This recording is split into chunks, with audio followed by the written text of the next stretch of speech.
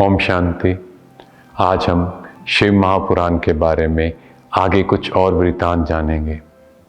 एक perfect relationship कैसा होना चाहिए वो हम शंकर जी और पार्वती माता से सीख सकते हैं, क्योंकि जब पार्वती माता विवाह के बाद जाने लगे तो मैना ने उन्हें कुछ पतिव्रता नारी की मर्यादाएं बताई। ये मर्यादाएं क्या हैं कि स्त्री को उचित है कि प्रथम अपने पति को भोजन कराकर स्वयं पीछे खाए तथा प्रथम अपने पति को सुलाने के पश्चात स्वयं सोए।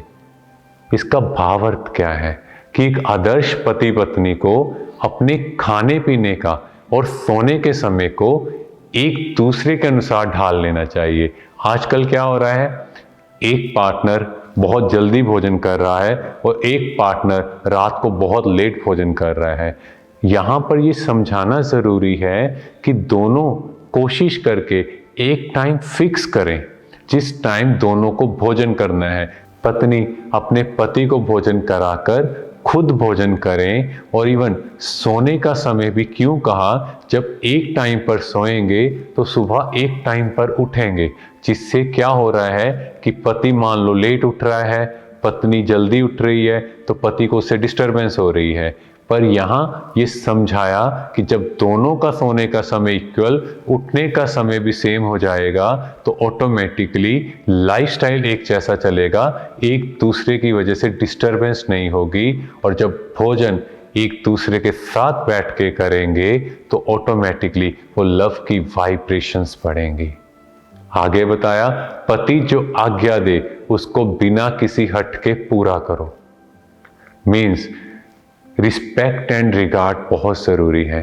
मीन्स एक ने कहा दूसरे ने हाँ जी कहा, मान लो वो बात मुझे नहीं पसंद तो भी ना नहीं करो, उसको हाँ जी बोलो, जिससे उसका फोर्स कम हो जाएगा।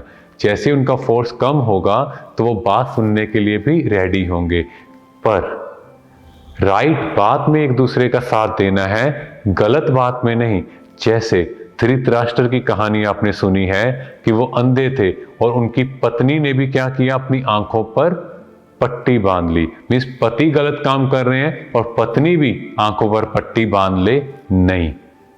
राइट काम में एक दूसरे को सपोर्ट करना है, एक दूसरे के साथ बढ़ना है, बट जिद से ना करके ऐसे हम लाइफ में आगे नहीं बढ़ सकते। आगे बताया, बुरी स्त्रियों से प्रेम तथा संगति ना रखें। मीन्स जैसी आपकी कंपनी होगी वैसे आप बनते जाओगे, जैसी वो बातें करेंगे। हमें कई बार लगता है हम पर इसका असर नहीं होता, पर नहीं, वो एनर्जी, वो कंटेंट अंदर जा रहा है और धीरे धीरे वो नेगेटिव चीज़ें जब अंदर आएंगी हम वैसे बनते जाएंगे, हमारी सोच बनती जाएगी। इसीलिए पहले टाइम में कहते थे किसी का कैरेक्टर देखना हो तो उसके फ्रेंड सर्कल को देखो, उससे पता लग जाएगा कि वो कैसे हैं। आगे बताया, अपने मुख से कभी पति की निंदा के शब्द ना निकालें। बहुत इंपॉर्टेंट है कि अपनी पति की निंदा ना करनी है और ना दूसरों को करने देनी है, क्योंकि आजकल ये संस्कार बन गया है, नेचर बन गई है।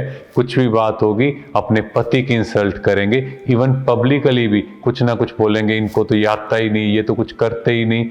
तो वो चीज़ जब हम करेंगे, दूसरों को परमिशन देंगे, तो ऑटोमेटिकली हम अपने घर की गलानी कर रहे हैं, अपने घर की एनर्जी को डाउन कर रहे हैं। और अगर एक पार्टनर ऐसा करेगा तो दूसरा पार्टनर भी सेम करेगा, बिकॉज हमने उसे ऐसा करने का राइट दिया है।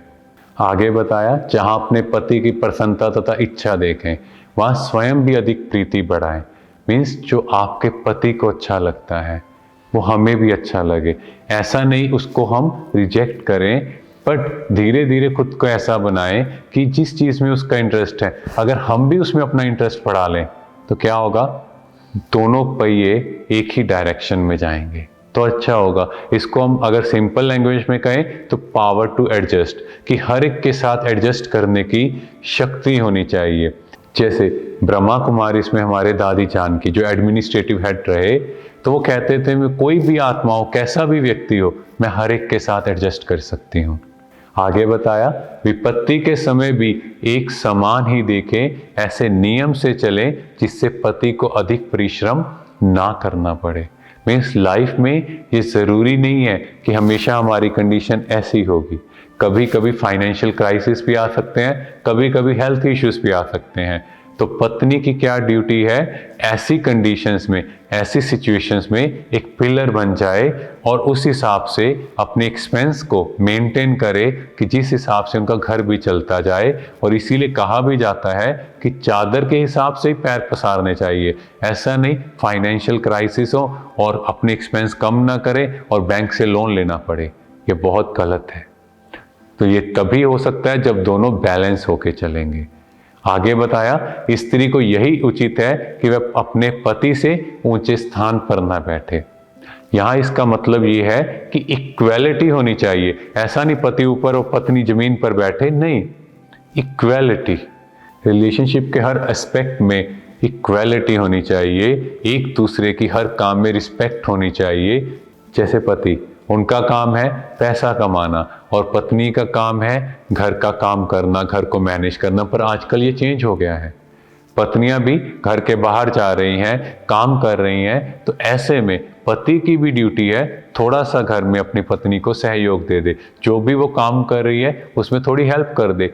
इससे क्या होगा कि पति अपनी पत्नी की जब हेल्प करेगा तो एक दूसरे के लिए बॉन्डिंग बढ़ेगी और पत्नी को भी लगेगा कि उसके पति उसकी हेल्प करे, चाहे थोड़ी सी हेल्प हो, उसको लगेगा उसका काम बहुत जल्दी हो गया और एक दूसरे के लिए रिस्पेक्ट बढ़ेगी। आगे बताया, झूठ एवं दुर्वचन मुख से ना निकालो, सदैव लड़ाई झगड़ों से दूर रहो। मीन्स कुछ भी कंडीशन आए, कोई भी बात हो, पत्नी को ये ध्यान रखना है कोई भी ऐसे शब्द ना बोले जो उसके पति को हर्ट करे। और इवन पति को भी ये ध्यान रखना है कि वो भी कड़वे शब्द अपनी पत्नी को ना बोले। दोनों तरफ से बैलेंस, क्योंकि जब हम कड़वे शब्द बोलते हैं तो क्या होगा, दूसरे को हर्ट कर रहे हैं, दूसरे को दुख पहुंचा रहे हैं, उससे भी तो नेगेटिव कार्मिक अकाउंट क्रिएट हो रहा है। और फिर बताया कि सत्य बोलना है, बिकॉज आजकल क्या हो रहा है, झूठ का सहारा लिया जा रहा है। और झूठ का सहारा से ये याद रखना कि कभी ना कभी झूठ बाहर आएगा, सांच को आंच नहीं।